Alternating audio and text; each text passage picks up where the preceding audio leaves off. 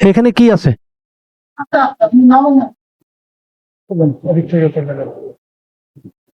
ও এটা, আচ্ছা আচ্ছা, ঠিক আছে।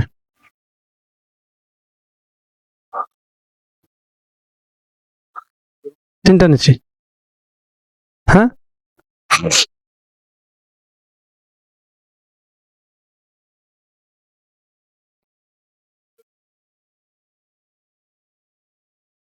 সেই সেই